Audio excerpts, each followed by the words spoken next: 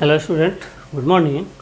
आइए आज आपको एक्सरसाइज 7.3 का क्वेश्चन नंबर 2 आपको बता रहे हैं। इसमें आपको क्वेश्चन दिया हुआ है कि AD is an altitude of isosceles triangle ABC in which AB equal to AC so that. आपको फिगर नहीं बनाया हुआ है तो इसको मैं फिगर बना दिया। यहाँ पर देखिए आइसोसेलेस ट्रायंगल मैंने बनाया ABC।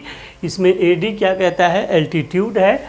एल्टीट्यूड का मतलब होता है, आप समझ लीजिए थोड़ा सा, कि एल्टीट्यूड का मतलब होता है कि जिसमें जहाँ पे एल्टीट्यूड ड्रा किया जाता है वो 90 डिग्री होता है, लेकिन वह उस लाइन को दो इक्वल पार्ट में नहीं बांटता है। यही एल्टीट्यूड का डिफरेंस है।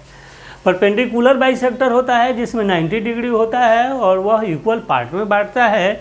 एल्टीट्यूड 90 डिग्री होता है लेकिन वह उस लाइन को इक्वल पार्ट में नहीं बांटता है। बस इतना ही दोनों में डिफरेंस है। अब देखिए तो यह AD क्या है, एक एल्टीट्यूड है और AB और AC यहाँ पर इक्वल है। तो हमें क्या प्रूव करना है कि AD bisect angle, AD bisect line BC। इस BC लाइन को यह AD लाइन बाइसेक्ट कर रहा है। तो इस बाइसेक्ट करने में हम लोग क्या करते हैं, ट्रायंगल को कॉन्ग्रुएंट प्रूफ करेंगे। तो अगर इस दोनों ट्रायंगल को ABD एंड ACD को, इस दोनों ट्रायंगल को अगर कॉन्ग्रुएंट प्रूफ कर दिया जाए तो हमारा यह AD बाइसेक्ट BC हो सकता है। चलिए आइए बताते हैं आपको हम। तो सबसे पहले हम लोगों को गिवन जो होता है वह लिखते हैं। गिवन लिखा करिए कि AD is altitude of isosceles triangle ABC, तो यह लिख देंगे। टू प्रूफ में आपको यह लिखना है कि AD बाइसेक्ट BC और AD बाइसेक्ट एंगल ये, तो दोनों को आपको टू प्रूफ में लिख देना है। अब चलिए प्रूफ हम लोग दे रहे हैं कि प्रूफ क्या है। क्या है प्रूफ? प्रूफ आप दे रहे हैं कि इन ट्रायंगल, आप दो ट्रायंगल ले रहे हैं जिसको हम कॉन्ग्रुएंट प्रूफ कर रहे हैं, ABD। In triangle ABD and triangle ACD में, इस दोनों ट्रायंगल में ABD एंड ACD में हम देख के आ रहे हैं, हमें दिया हुआ है AB is equal to AC। AB is equal to हम लिख रहे हैं AC। AB is equal to AC अगर आप लिखिएगा तो क्यों लिख रहे हैं, क्योंकि यह गिवन है। तो आप लिखेंगे इसको गिवन, गिवन। एक कंडीशन तो आपको मिल गया, AB इजकल टू AC। और दूसरा देखिए इस ट्रायंगल में AD जो है कॉमन है, तो आप यह भी लिख सकते हैं AD इजकल टू AD, यह क्या है, कॉमन है। ये भी आप लिख सकते हैं। और तीसरा आप देखिए angle BDA is equal to CDA, यानी एंगल D एल्टीट्यूड है। इसका मतलब है कि यह दोनों तरफ 90 डिग्री का एंगल बना रहा है। तो इसलिए आप कह सकते हैं angle BDA is equal to angle CDA। CDA क्यों? Each 90 degree. क्यों इच 90 डिग्री? क्योंकि AD क्या है, क्योंकि AD is altitude.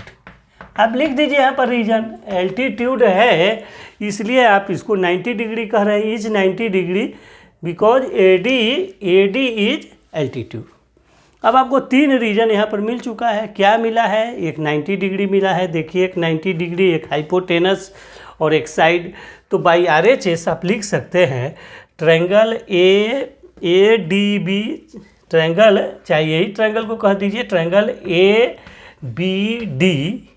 ABD congruent triangle किसके, ACD कॉन्ग्रुएंट है। क्यों है? By RHS। आपको रीजन देना पड़ता है तो आप लिख दीजिए by RHS this triangle is congruent. अब अगर कॉन्ग्रुएंट है तो आप यह कह सकते हैं कि BD is equal to DC, BD is equal to CD कह सकते हैं। जो आपको यह BD और यह CD इक्वल होगा, क्यों? By CP/CT। बाई CP/CT यह दोनों पार्ट अगर कंग्रुएंट है तो दोनों इक्वल है। अब अगर यह दोनों इक्वल है और AD परपेंडिकुलर है, AD एल्टीट्यूड है, इसका मतलब है कि यह बाइसेक्ट कर रहा है। तो इसलिए देयरफॉर हम लिख देंगे, देयरफॉर अगर यह इक्वल है इसलिए लिखेंगे therefore AD is bisector of BC। यह आप लिख दीजिए, क्यों? क्योंकि अगर BD और CD यदि इक्वल है तो इसलिए AD क्या होगा कि बाइसेक्टर होगा। तो चलिए क्वेश्चन फर्स्ट आपने प्रूफ कर दिया। अब आइए क्वेश्चन सेकंड प्रूफ करते हैं। क्वेश्चन सेकंड में क्या लेना है, चलिए इसको मिटा लेते हैं। क्वेश्चन सेकंड में क्या कहता है कि AD bisect angle A। Question second, AD bisect angle A, तो ये ऑलरेडी प्रूफ है। देखिए इसको समझिए, आपने बोला है कि BAD ट्रायंगल BAD और CAD कंग्रुएंट है। C इजकल टू एंगल लिखिए एंगल लिख दीजिए, छोड़िए इसको बात छोड़िए। BAD और CAD इक्वल है। क्यों इक्वल है? क्यों इक्वल है? By CP/CT। बाई CP/CT यह एंगल A और एंगल A इक्वल है। देयरफॉर AD आप लिख दीजिए कि therefore AD is bisector of angle A।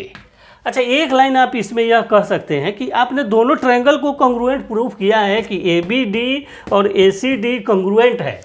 Triangle ABD congruent है ट्रायंगल ACD की। ये दोनों ट्रायंगल को फर्स्ट क्वेश्चन में आपने कंग्रुएंट प्रूफ किया है, इसीलिए हम ये दोनों को इक्वल बोल रहे हैं। ठीक है, दोनों अगर इक्वल है इसलिए ये बाई CP/CT इक्वल होगा। अगर ट्रायंगल कंग्रुएंट है। चलिए, ये बहुत ही आसान क्वेश्चन था, आशा है आपको समझ में आया होगा। अगर नहीं समझ में आता है तो फिर से आप कमेंट करिए, और अगर आपको हमारा क्वेश्चन समझ में आता है तो please like, share and subscribe my channel. और मेरे चैनल को देखने के लिए धन्यवाद। Okay, bye, thank you.